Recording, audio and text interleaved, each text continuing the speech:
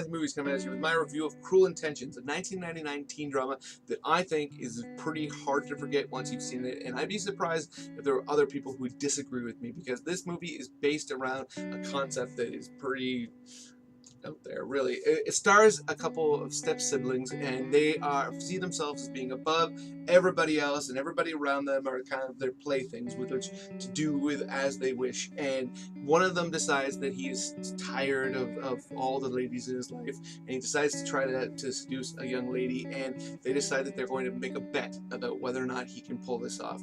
And what is at stake? For her, she wins his car. For him, he wins her body in bed, despite the fact that they're related by law.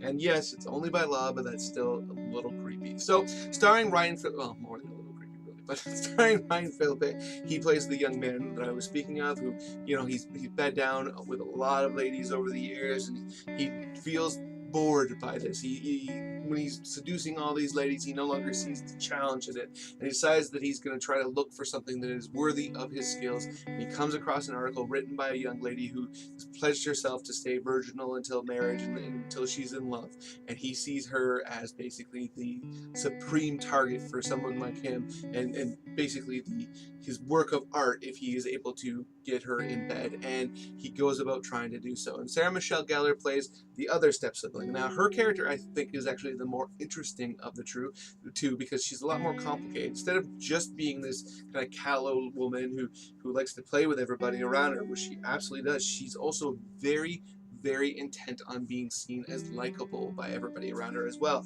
Ryan Phillippe's character, nobody seems to like him all that much. I mean, he has a few friends, but everybody seems to see him for who he is, whereas most people think that she's this very innocent young lady and this basically leader in her school and in society as a whole, and she's very intent on keeping it that way. And I think it's really, really interesting to see how they play her character. And I'll say this, as weird as the whole thing is between the two of them, and it's really pretty off-putting, and really the thing that you will probably remember most about this movie, because it is something that you would never see in almost anything today, and really back then ever. This is not the type of thing that you see in very many movies. I will say that Ryan Phillippe and Sarah Michelle Gellar did seem to have a lot of chemistry on screen.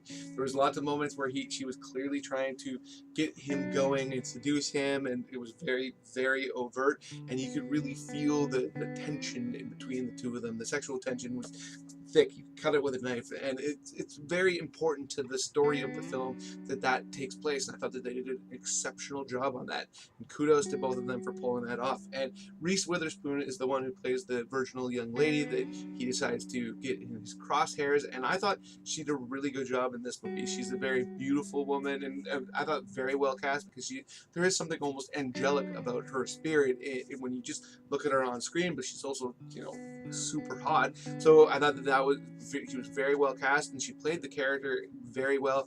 I like the way that they wrote the character, where she wasn't this like kind of ditz or dummy. She was very, very smart, which again is based on the source material, but she was a very smart young lady, and she could see through a lot of his crap. At the same time, that didn't mean that she was incapable of falling for his crap, and that takes place early on in the film. And I really enjoyed the fact that the way that whole plays out, how he starts to see her in a different way, and by the end of the movie he develops feelings for her, but there's this bet that's at the core of it. So the way that everything interacts, and all the different chess pieces on the board, I thought really, really worked. And one of the major reasons why I think this movie works a lot, again, was because of the chemistry, I should say, between, in this case, Ryan Phillippe and Reese Witherspoon, which makes perfect sense. They would end up getting married, and I believe that they met on the set of this film. So I thought that made perfect sense. You could really feel like you were watching two young people falling in love with one another, which worked exceptionally well for the story.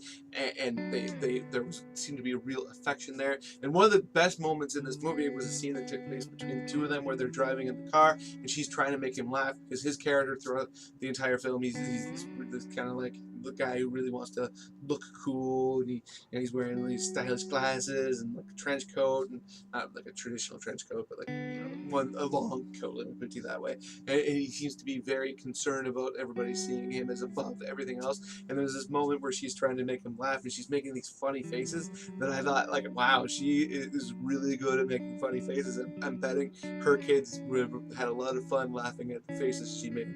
Another major character in this movie is played by Selma Blair. She plays this other virginal young character that basically Sarah Michelle Gellar decides that she's going to get revenge on because a man that she had feelings for decided to go after her instead, and so she sends Phillippe to go and basically tarnish her and have his way with her and make her over from this innocent young being that the guy that she lost liked, and make her into more of a seductress. And I thought that Selma Blair did an okay job in this movie. There's definitely some parts where I thought that she was very goofy. Like her character, like I said, she's supposed to be very innocent at the beginning, and I think that she kind of overplayed that. She comes off as very, very childish. Like you could see children acting in the manner that she did in a lot of scenes. Like she's wearing a skirt and her legs are like wide open, and she's completely oblivious to it. She's oblivious to almost everything around her. I don't know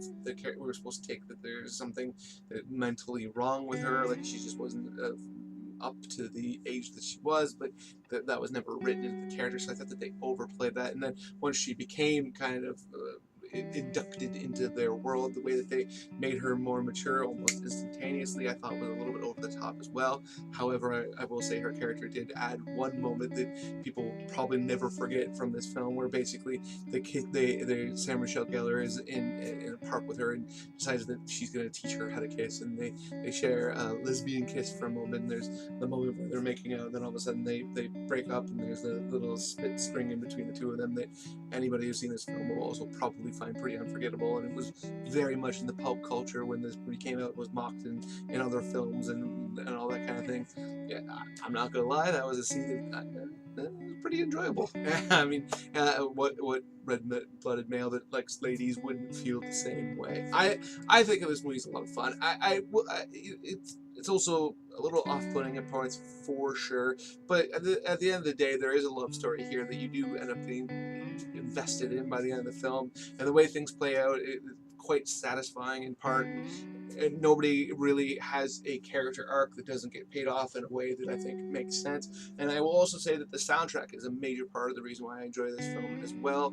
I think that there's a lot of great tunes on it that take me back to the time frame that it was in. Maybe if you were younger than I am and you weren't around, you might disagree, but for me, I thought that was a real strength. So those are my thoughts on the film. Let me know in the comment section below what you think. If you're a fan, whatever. Other than that, please hit that like button, hit that share button. It makes it much more likely that other people will come check this video out, which is something I would absolutely love. And other than that, please hit the notification bell, hit the subscribe button. It'll let you know when I put out a new video, and you can come, let me know what you think. Other than that, apparently I'm saying that a lot. Other than that, have yourself a good day.